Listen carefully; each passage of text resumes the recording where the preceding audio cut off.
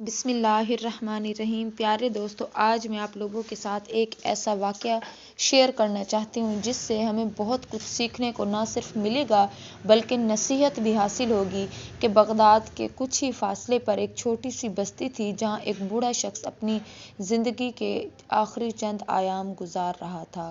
وہ ایک خاموش اور عاجز لیکن دانا انسان تھا۔ اس کے 5 بیٹے تھے، ان میں سب سے بڑا یوسف تھا جو ایک زمیندار تھا۔ یوسف پورے دن کھیتوں میں محنت کرتا تھا، زمین کو سینچتا اور فصلوں کی دیکھ بھال کرتا تھا، لیکن اپنے والد کی خدمت کرتے ہوئے کبھی کبھی وہ اکتا جاتا تھا اور دل ہی دل میں سوچتا کہ یہ ذمہ داری کب ختم ہوگی۔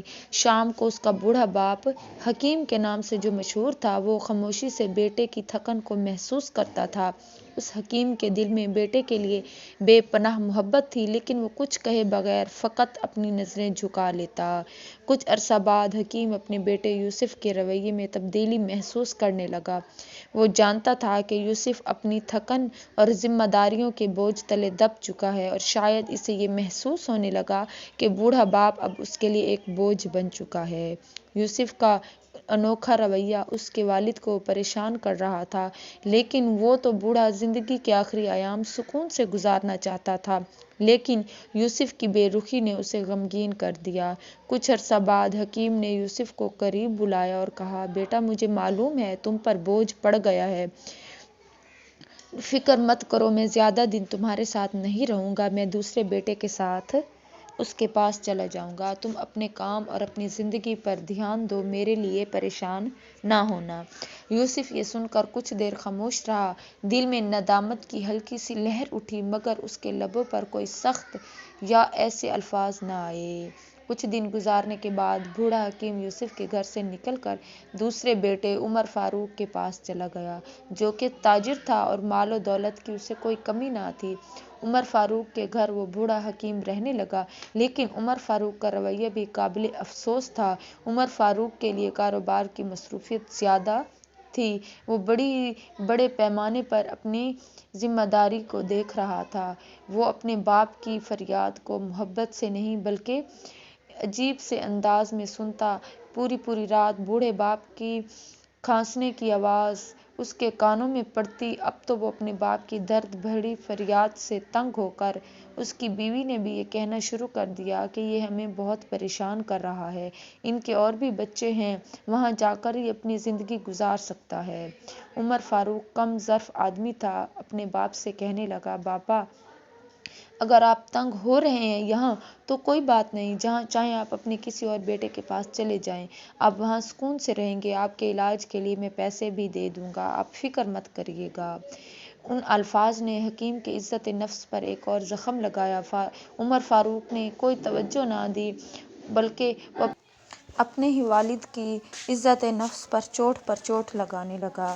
بالآخر ایک دن وہ وہاں سے بھی نکل آیا اور پھر وہ اپنے تیسرے بیٹے کے پاس جا پہنچا، جس کا نام عثمان تھا۔ وہ ایک محنتی کسان تھا اور اپنی زمینوں پر کام کرتا تھا۔ اس نے اپنے والد کا احترام کیا، لیکن اس کے پاس بھی زیادہ وقت نہ تھا۔ وہ دن بھر کھیتوں میں مصروف رہتا اور شام کو گھر آ کر بیوی بچوں کے ساتھ وقت گزارتا۔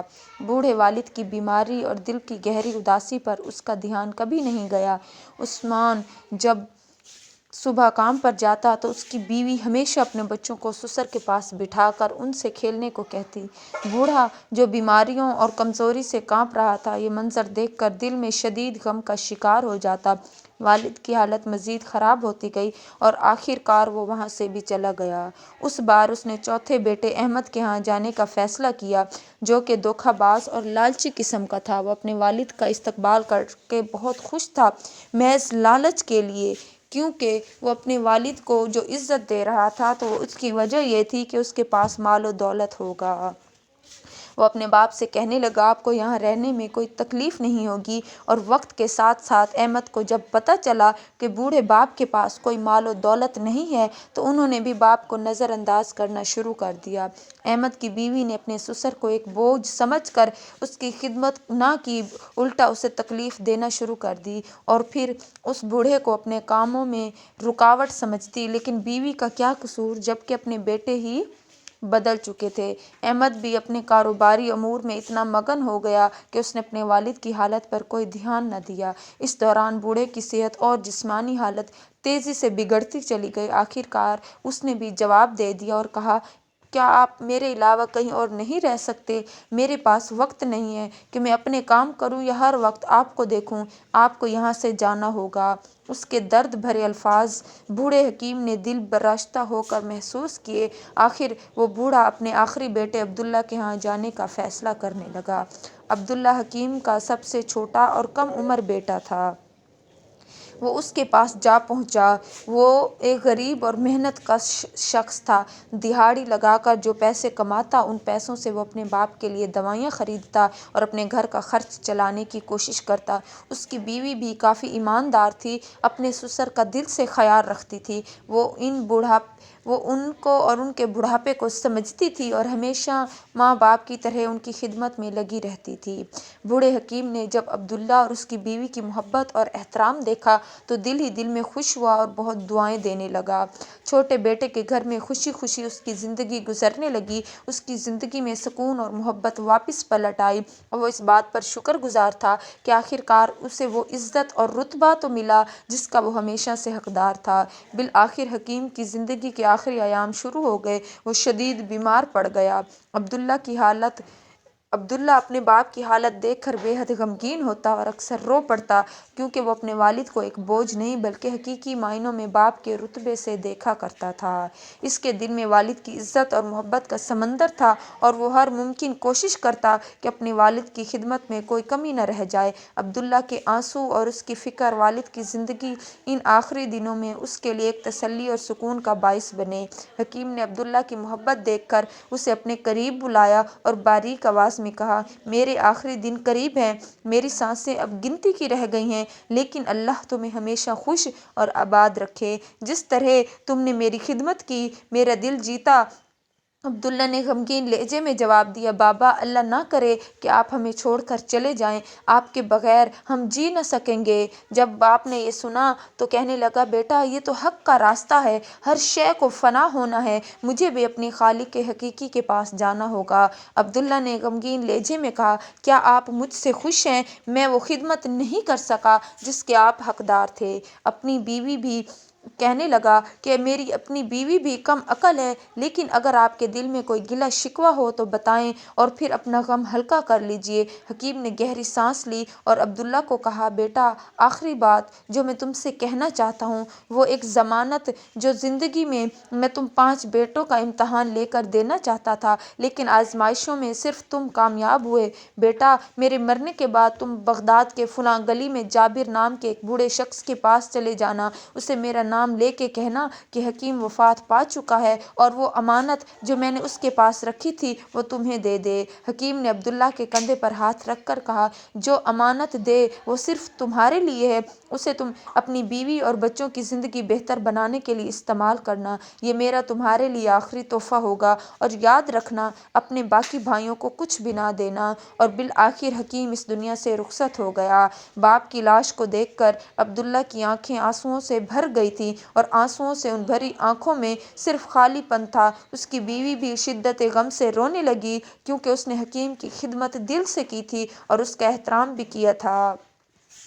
اپنے آنسوؤں پر قابو پاتے ہوئے عبداللہ نے اپنے بھائیوں کو خبر دی اور انہیں جنازے میں شرکت کی دعوت دی۔ سب بھائی جو کبھی اپنے والد کو بوجھ سمجھتے تھے اب جنازے میں شریک ہو گئے۔ عبداللہ ایمانداری اور محبت سے سب کر رہا تھا اور پھر اپنے بھائیوں سے کہنے لگا کہ ابا نے مجھے ایک وصیت کی تھی کہ تم اس وصیت کو پورا کرو۔ ایک امانت سونپی تھی کہ وہ کوئی قیمتی خزانہ ہوگا، لیکن اس میں سب بھائیوں کا حق ہے، حالانکہ بابا نے اسے صرف میرے لیے وصیت کی تھی۔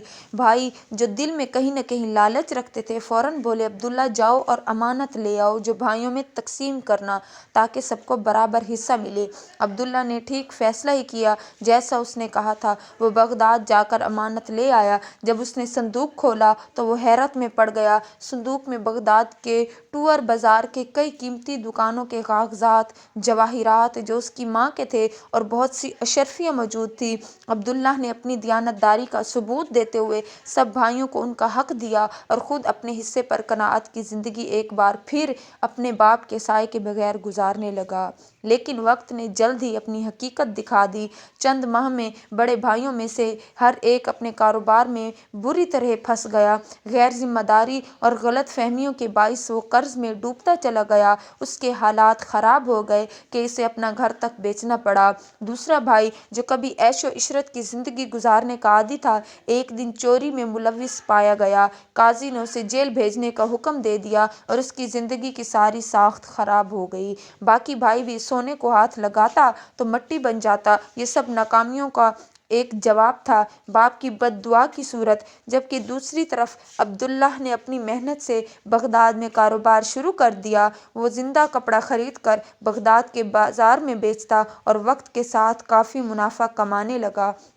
اس کی ایمانداری، باپ کی دعا اور مستقل محنت نے اسے ترقی کی راہ پر ڈال دیا، یہاں تک کہ وہ اپنی باقی بھائیوں کی فروخت کردہ دکانیں خریدنے لگا اور آہستہ آہستہ پورے بازار کا واحد مالک بن گیا۔ جو بھائی کبھی خود کو دولت مند سمجھتے تھے، اب وہ وقت کے در پر سوال کرنے آ گئے۔ عبداللہ کے گھر سوال کرنے آ گئے۔ عبداللہ جو ایک رحم دل اور مشفق انسان تھا اور انہیں خالی ہاتھ واپس نہ جانے دیتا، اس کا اور اس کے والد کی سکھائی ہوئی اخلاقیات کا ایک خاص تھا۔ پھر وہ دن آیا جب عبداللہ نے بغداد کے ترقی یافتہ علاقے میں ایک بڑا گھر خریدا اور اپنی بیوی اور بچوں کے ساتھ ایک خوشحال زندگی گزارنے لگا۔ وہ اپنے والد کی دعاؤں اور تعلیمات کو نہیں بھولا۔ ایک دن وہ اپنے والد کی قبر پر فاتحہ پڑھنے گیا۔ قبر کے سامنے کھڑے ہو کر اس نے کہا، بابا، آپ کی دعاؤں نے مجھے بغداد کا امیر بنا دیا، لیکن آپ کے سائے کی محرومی نے مجھے غمگین کر دیا۔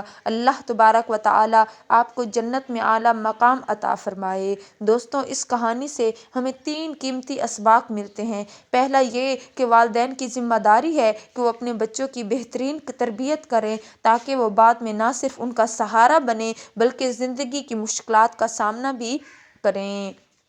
نمبر 2، کہ والدین جو ہیں وہ کبھی بھی اپنے بچوں کو نہ ہی بوجھ سمجھے اور نہ ہی بچے اپنے والدین کو بوجھ سمجھیں، کیونکہ وقت کا جب پہیہ گھومتا ہے اور کل آپ کسی بھی مقام پر ہو سکتے ہیں جہاں آپ سے محبت اور توجہ کی امید کی جاتی ہے۔ نمبر 3، محبت، عزت اور اچھا رویہ اختیار کریں نہ صرف آپ کے مستقبل کو روشن کرتا ہے بلکہ آخرت میں بھی بے شمار انعامات کا باعث بنتا ہے۔ والد بھی ہو تو ان کی خدمت بیٹے کا فرض ہے، کیونکہ ان کی دعائیں ہی آپ کی زندگی کا سب سے بڑا سرمایہ ہیں۔ مجھے امید ہے کہ آپ نے اس کہانی سے بہت کچھ سیکھا ہوگا۔ ویڈیو اچھی لگی ہو تو ویڈیو کو لائک کر دیجئے، میرے چینل کو سبسکرائب کر دیجئے اور اسے زیادہ سے زیادہ شیئر کر دیجئے۔